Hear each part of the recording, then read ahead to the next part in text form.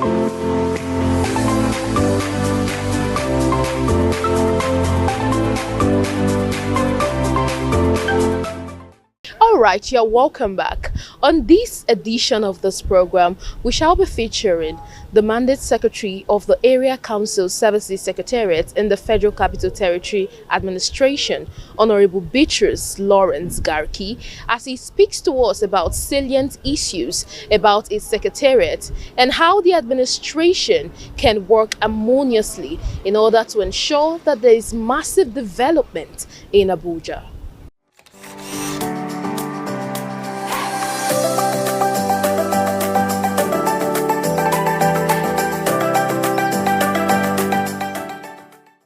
We are the secretariat that is in charge of the administrative, supervisory, and coordinating the activities and services that are provided to the people by the 6 local governments of FCT.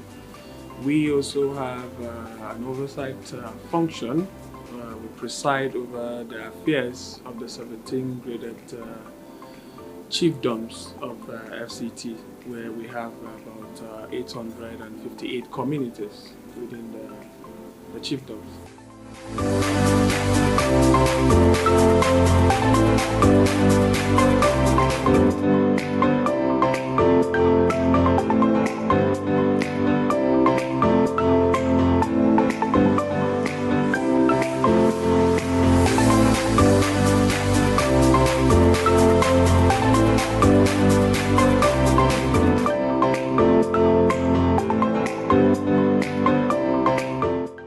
Let's look at these rural developments.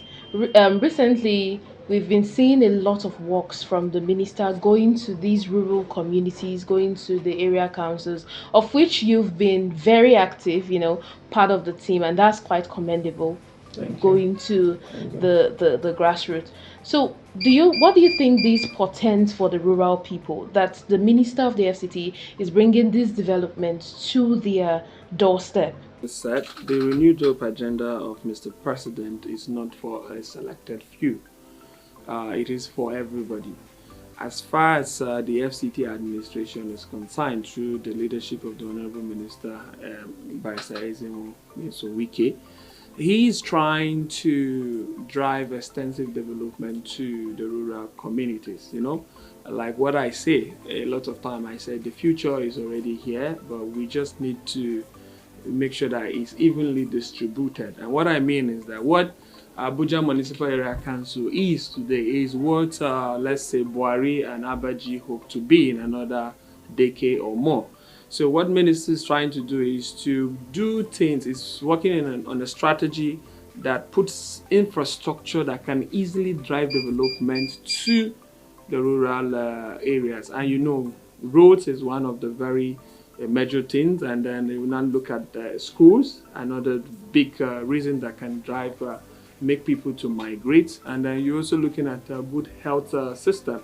These are the very basic government infrastructure that, when put in place, people might not have so much reasons to stay in the city. And then we're talking also transportation, the rail and all of that. So this is what will actually make sure that there's an even distribution of opportunities and also development across the FCT. It's a very laudable one reason, because being an inhabitant, I've lived here all my life.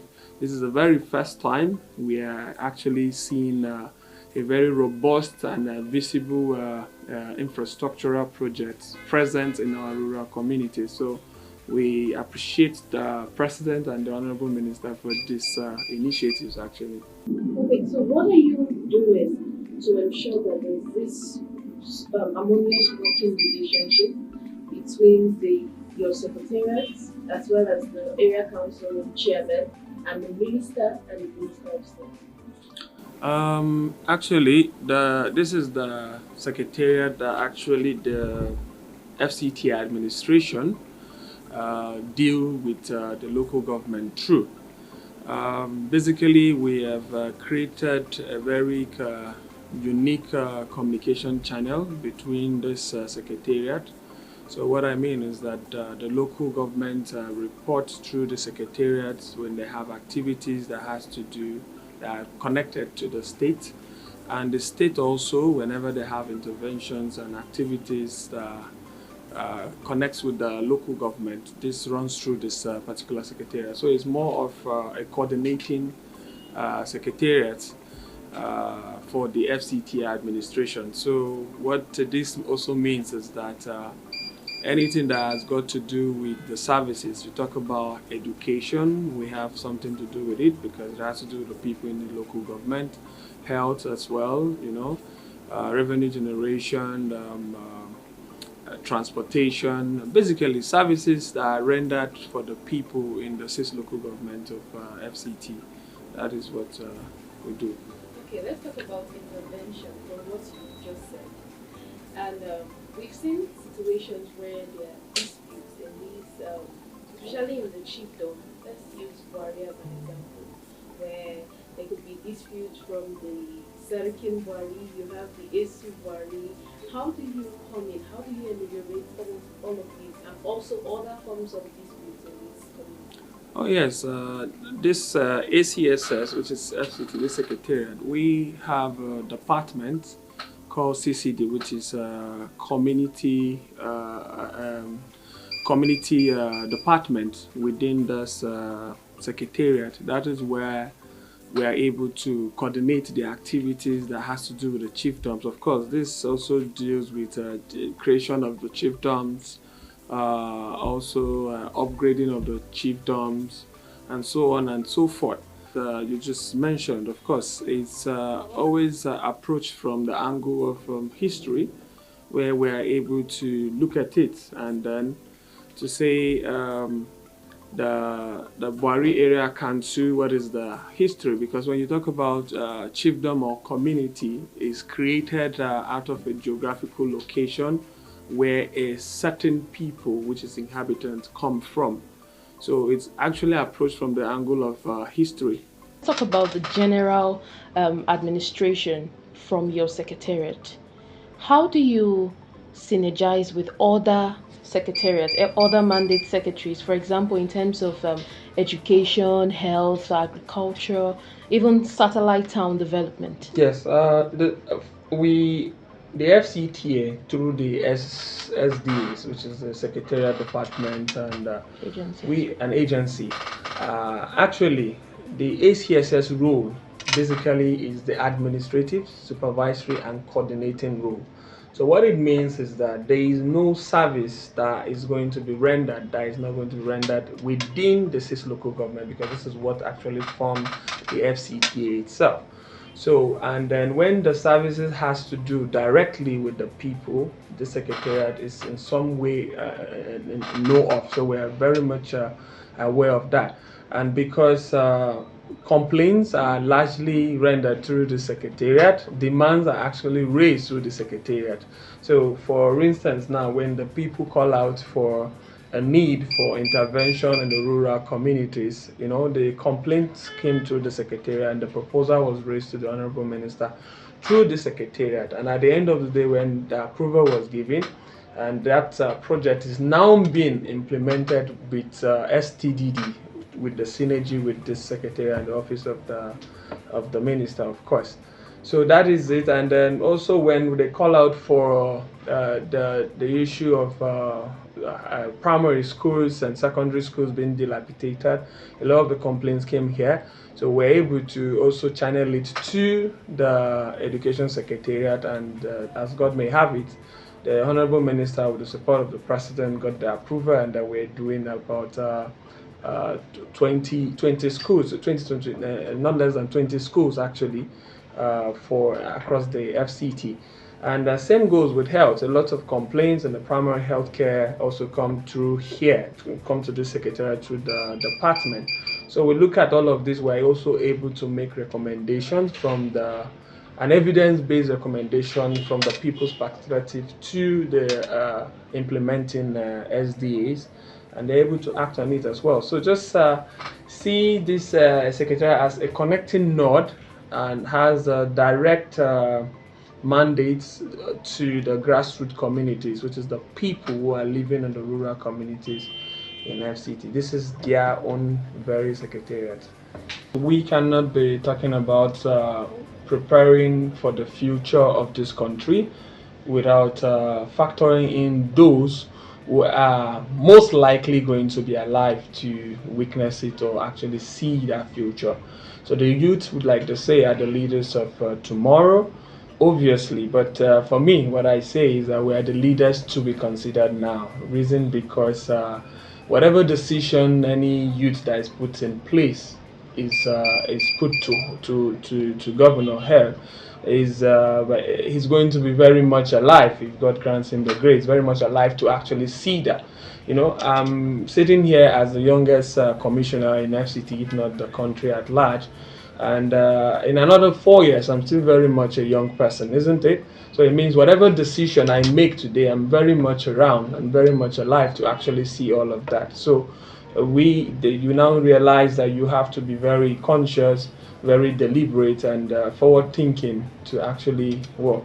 And then there's a lot of advantage that comes with putting youths in position, especially youths that understand how to synergize their creativity with the wisdom of the elders. What I mean is that we understand the experience. We can't take away the experience that those who are way much older than us have. Neither can they also take away the creativity and energy that we have to get things done and get things done on time, right?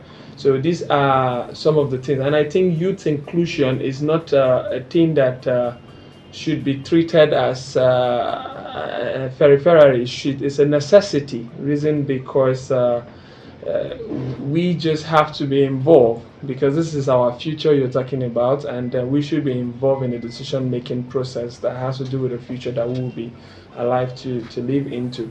Beyond the fact, beyond every other fact, youth have a lot of energy. So much can be done with our energy and creativity. And I will give you one story. When I came in here, we had the need to go around the 17 chiefdoms, and before now, the other mandate secretaries that have been here before, some have visited, some have not. And if you would have to take a tour across the 17 chiefdom, you need at least 2 weeks. But we were able to do that within 3 days, and we did that very effectively. So wow. You can't possibly do that if you're not possibly a youthful person that has a lot of energy. And we now live in a world of advancements and technology.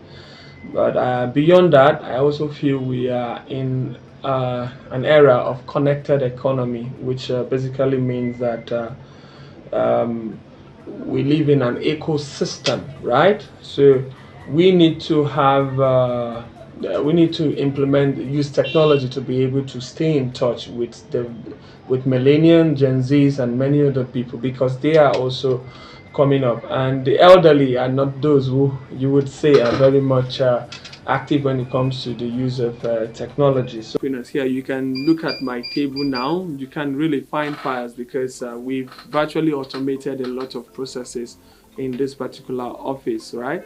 So we're able to bring in technology like Google Doc, where we're able to schedule meetings. I can interact directly with citizens. People can ask me questions. I manage and respond to social media handles myself. So this sort of break the level of bureaucracy, yeah, right? Exactly. So you also would send me content via WhatsApp and so on and so forth. So this just makes things more faster because technology promises ease and convenience, and that is what the the younger generation and our generation actually understand. Okay, generally, what has been your challenge, because that one is always there. Actually, the bureaucracy actually is a bit you know before granting this interview you have to go through a lot of process to say you have an interview and get some form of clearance to do something like that. Of course, I understand all of that.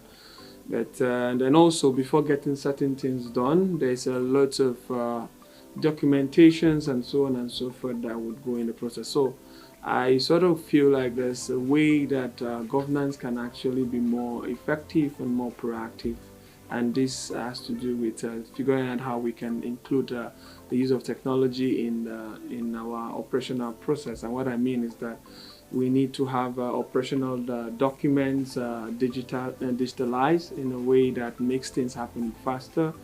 You can't believe if I have to send certain document out to the honorable minister, that might take about two or three chains from here. You get what I mean? So, but I so wish we had a process that would make things a lot more faster for ourselves. And then beyond that, I think every other thing is okay. I just think, and then again, there is a need to rewire our mindsets as public officers.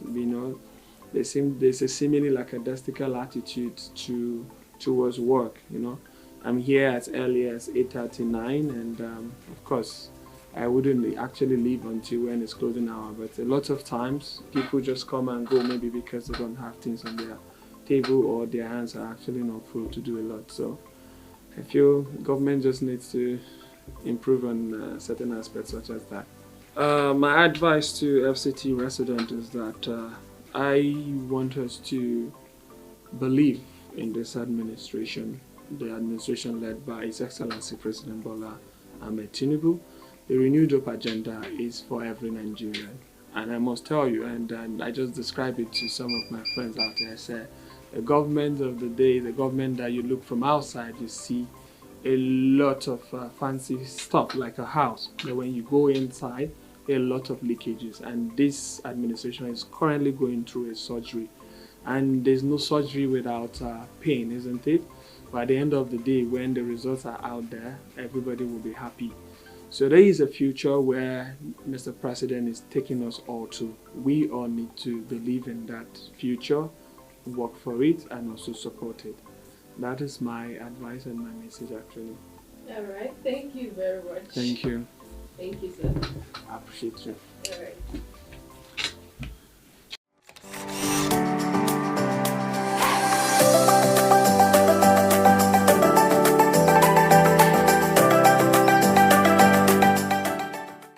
We've heard from the mandate secretary of the Area Councils and Services Secretariat in the FCTA, and it's been a really eye-opening session to talk about a lot of issues pertaining to the area councils and how grassroots development can be achieved.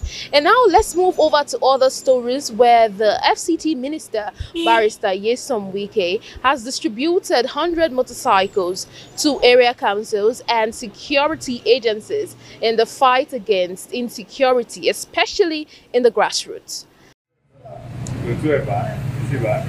The Federal Capital Territories Minister Nyesom Wike is handing over these motorcycles to security agencies to tackle crimes in the grassroots, particularly kidnapping and others. Wike emphasizes security as a priority, warning strongly that the motorcycles must not be used for commercial purposes. I don't want to hear stories tomorrow that the motorcycles are nowhere to be found again. I don't want to hear such stories. Because sometimes when you give out vehicles, before you know it, the vehicles are no longer there. Please utilize these motorcycles to fight crime in the areas you have identified. The area councils, ordinarily, the chairman of the area councils ought to handle this, but this is our support to them, not for commercial purposes. I don't want to see this motorcycle in the city here. It should be used in the rural areas. The FCT Police Commissioner Bennett Igwe says he is grateful for the provision. He highlights some areas where these motorcycles will be deployed. We are very grateful for our rural areas. Rural areas like in Buare area councils, from Kukumu to Tokolu to Garam to Wall, going to distribute it up to Kau. 100 motorcycles are being allocated. Wike says 10 each goes to the 6 area councils, while police gets 30. DSS and civil defense gets 5 each. Mobility is indeed necessary in the fight against criminality in the city. With this distribution, the FCT minister also promised the distribution of vehicles to security agencies within the next 2 weeks. The minister has also sworn in the coordinator for the Satellite Town Development Department. Amongst all the people of the Federal Capital Territory and Nigeria. So help me God. So help me God. That is the swearing in of Abdulkadir Zulkiflu as the coordinator of Satellite Town Development Department (STDD) in Abuja. Speaking, Wike charges him to live up to the responsibility entrusted on him, which is a thorough coordination of Abuja Satellite Town's activities and reporting to the minister accordingly. It is a different thing to be appointed, it's another thing to be committed to see that they carry out the assignment. Most appointees are always carried away by the fact that they've got an appointment. And so for them to settle down becomes a problem. This government's priority to make sure that all the satellite towns get impact of government. As we are doing now, right away, there's a lot of projects going on in the satellite towns. It is a business to coordinate and liaise and briefly the word emphasis and brief me as the minister. They are not sent there to just sit in your office and begin to negotiate with contractors. If I find out that, I will not hesitate to take necessary action.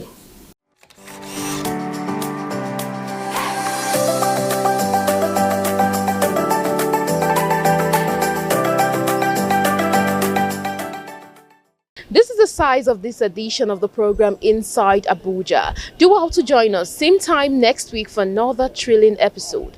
I remain your host, Joy Igoche. Bye for now.